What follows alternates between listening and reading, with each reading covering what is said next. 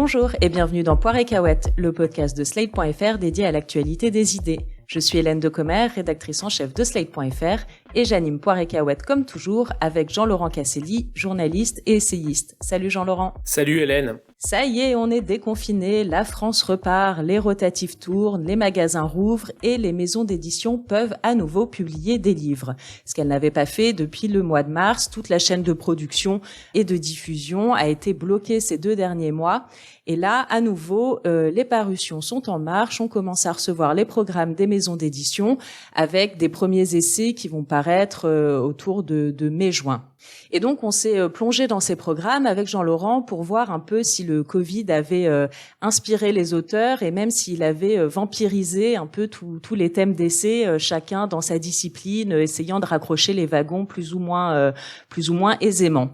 Alors, est-ce qu'on assiste à un opportunisme éditorial autour du Covid, chacun dans sa discipline voulant publier son livre autour du Covid en raccrochant les wagons de manière plus ou moins habile, ou est-ce qu'on assiste à des vraies idées novatrices et des prises de parole un peu différentes de d'habitude? Jean-Laurent, tu as mis le nez dans les programmes, qu'est-ce que t'en retiens? Ce que j'en retiens, c'est qu'il y a au moins 2 catégories d'essais qu'on va retrouver sur les tables des libraires.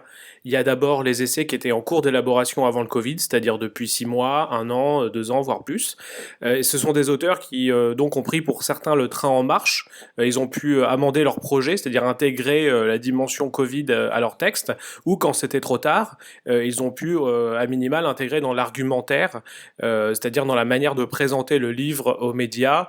C'est ce qu'on perçoit d'ailleurs assez bien dans les communiqués de presse. On voit que il y a eu cette volonté et même cette obligation de raccrocher un petit peu le sujet Covid à des textes qui étaient en cours d'élaboration depuis un moment. Et puis il y a la deuxième catégorie de livres, la deuxième vague, j'ai envie de dire, qui est celle des livres opportunistes et de circonstances.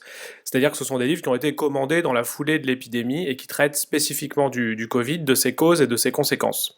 Alors ces livres, ils paraissent courant juin, on va les retrouver maintenant pour les plus rapides, et leur parution va s'échelonner jusqu'à l'été, donc en plusieurs vagues. Alors quant à l'ampleur de la vague, on sait assez précisément à quoi s'attendre grâce au sociologue Vincent Chabot, qui enseigne à l'Université de Paris, qui s'intéresse au marché du livre. Il a récemment publié sur Twitter une liste des livres à paraître qui mentionnent Covid en titre ou dans leur argumentaire. Il y en a près de 44, ce qui est énorme. J'ai donc appelé Vincent Chabot pour qu'il nous explique un petit peu comment il analyse cette profusion de livres consacrés au Covid. Quand on regarde un peu les listes, il y a 5 catégories qui se dégagent. Parmi ces essais et ces documents, il y a les penseurs un peu, c'est-à-dire les figures censées nous donner la voie, nous montrer le chemin. Donc là, il y a un livre d'Edgar Morin qui est programmé, un livre de Bernard-Henri Lévy aussi, qui sera peut-être le premier à sortir sur le sujet, début juin, je crois. Ensuite, il y a des témoignages du personnel médical. Nous n'étions pas prêts de Gilles Pialou, par exemple, qui est chef de service, je crois. Parole d'interne. Bon, voilà, ça c'est évidemment pas surprenant. On a aussi un groupe qui rassemble des autorités médicales qui coordonnent des guides pratiques et parfois qui vont dériver vers des médecines alternatives par rapport à l'immunité ou tout savoir sur le virus, etc. On a également des essais médiatiques programmés qui regroupent un peu des leçons à tirer de la crise. Il y a par exemple Émeric Caron qui va sortir un livre qui s'intitule « La revanche de la nature ». Et puis des hommes politiques, je souligne, François Ruffin, voilà. Et puis donc ça c'est un peu les 5 familles. Il y en a une qui se dessine, et bon c'est pour l'anecdote. L'éditeur breton Jean Picolec sort chez Jean Picolec Éditions Confinerie, humour en temps de Covid. Voilà. Donc ça c'est un peu la 6e catégorie. Ouais, donc Vincent Chabot nous propose une typologie par type d'auteur, un peu par figure, et c'est vrai qu'il y a des gros noms qui signent en cette période. On peut aussi faire une typologie par thématique, et c'est vrai qu'il y en a 2 qui ressortent tout particulièrement. Bon, 3 en fait, si on prend la santé aussi, notamment les témoignages de médecins, etc. Mais on va passer rapidement là-dessus pour s'intéresser plus au domaine des idées. Et là, les 2 thèmes principaux, c'est écologie, collapsologie, la nature, le monde sauvage, et la crise ou les crises. Donc dans le thème nature sauvage, on trouve Émeric Caron, qu'a cité Vincent Chabot avec La revanche de la nature. On trouve aussi l'autrice Émilie H à La Découverte qui publie Ce à quoi nous tenons, proposition pour une écologie pragmatique. La Découverte qui met aussi encore beaucoup en avant Bruno Latour, auteur un peu star du moment dont on vous avait déjà parlé dans le Poire et Cahuète sur l'exode des villes. Et le deuxième thème, sur la crise, sur les crises. Alors c'est là où on retrouve des beaux noms de la sociologie et de la philosophie. On a donc Edgar Morin qui signe sur la crise. On a le philosophe marxiste Slavoj Žižek qui signe chez Actes Sud Au cœur de la tempête virale. Il y a BHL aussi, Bernard-Henri Lévy chez Grasset, Ce virus qui rend fou. Voilà, donc le thème des crises, de nos modes de vie qui sont bouleversés, de notre incapacité à habiter le monde, tout ça sont des thématiques qui sont très très porteuses. Nous sommes le problème, et Aurélien Barraud, l'astrophysicien et essayiste, le disait très bien sur le plateau de la Grande Librairie le 20 mai dernier. Il avait cette explication qui était assez symptomatique de l'ambiance du moment. En ce moment, la question qui est sur toutes les lèvres, c'est celle du monde après cette pandémie. Et moi, la réponse que j'ai envie de donner, c'est qu'il n'y aura pas de monde d'après parce que le monde est mort. Non pas en un sens catastrophiste, bien sûr, ou millénariste. Il y aura demain toujours des humains, des insectes et des montagnes, ça ne fait aucun doute. Mais le concept de monde, mundus en latin, ou cosmos en grec, ça réfère à l'idée d'une harmonie partagée. Ça réfère à l'idée d'un commun, qui n'a jamais existé en pratique, mais qui était pensable en fait. Et je crois que ce que la mondialisation consumériste et productiviste a paradoxalement entraîné, c'est la disparition du monde. C'est-à-dire la disparition de la possibilité de penser ce partage. Et l'épidémie, son rôle là-dedans, ce n'est pas d'avoir tué le monde, bien évidemment, mais c'est d'avoir servi de déclencheur pour faire effondrer ce château de cartes et pour avoir montré, pourrait-on dire, l'artifice de cet édifice. Ce que dit Aurélien Barraud sur le plateau de la Grande Librairie pendant la crise du Covid, il aurait pu le dire il y a 6 mois, il le dira probablement dans 2 ans. En fait, ce qu'on constate, c'est que les tendances de librairie, elles n'ont pas été tant que ça modifiées, bouleversées par le Covid. Si on s'intéresse aux meilleures ventes d'essais, ce qu'on a fait avec Vincent Chabot, on constate qu'en fait, le monde d'après, il ressemble un peu au monde d'avant, en tout cas en librairie. Les meilleures ventes, ce sont celles des grandes signatures, un peu passe-partout, les Edgar Morin, les Boris Cyrulnik. On repère aussi le comeback d'auteurs incontournables comme Pierre Rabhi, André Comte-Sponville.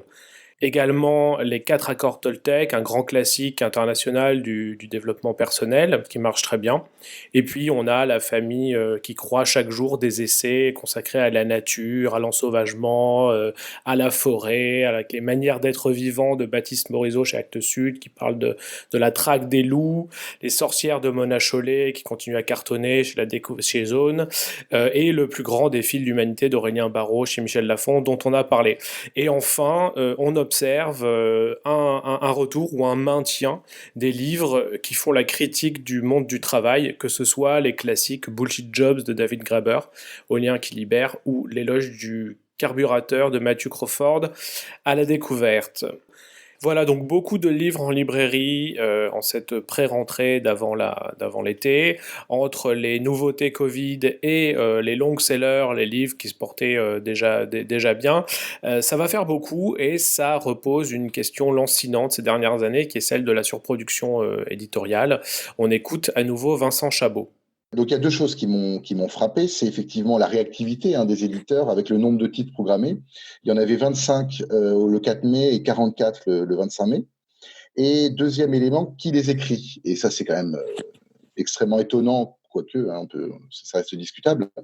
Sur 25 titres le 4 mai, il y en a 20 écrits par un homme, 2 par une femme et des collectifs, 3 collectifs. Et le 25 mai, la tendance se renforce, 28 livres programmés écrits par un homme, 2 par des femmes et 10 par des collectifs. Donc ce simple relevé traduit ce qu'on savait déjà, mais ça le témoigne une nouvelle fois avec force, l'inégalité criante en termes de prise de parole et d'assurance finalement à donner son avis, son analyse de la situation. Moi, ce que j'observe, c'est qu'effectivement, il y a un enjeu donc contre les déclarations visant à la sobriété éditoriale. Il y a l'enjeu pour toutes ces maisons-là de se positionner sur le Covid et sur les réflexions autour du Covid. On a pu voir ça aussi au moment des Gilets jaunes, pour des résultats économiques peu évidents. Voilà.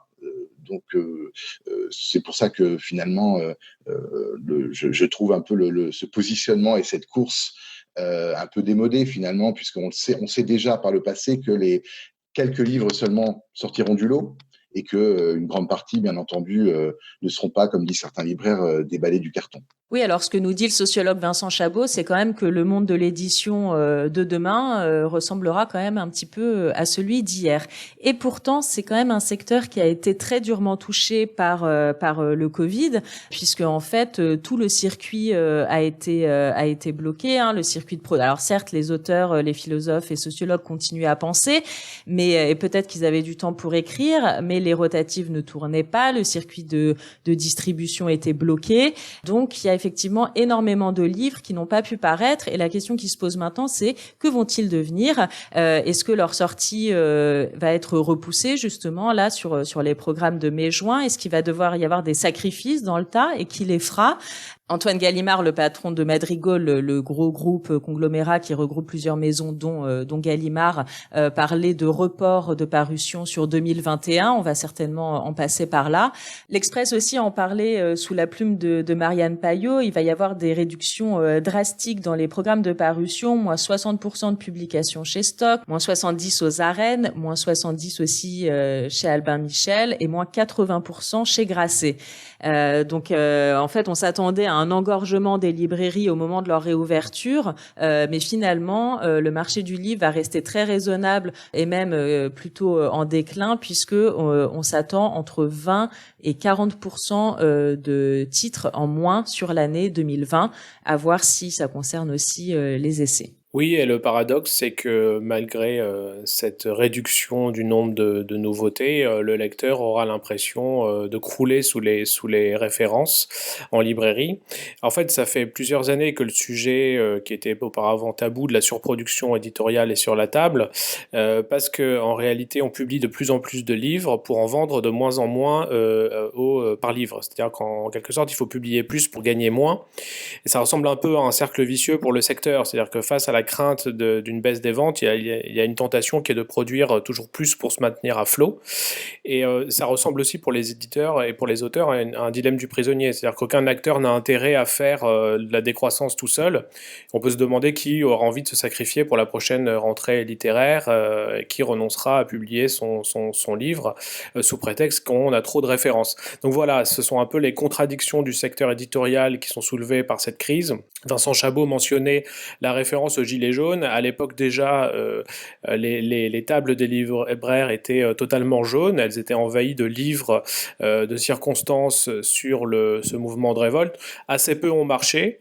C'est le signe que ces quick books qui permettent aux éditeurs de se positionner mais ne font que rarement des best-sellers.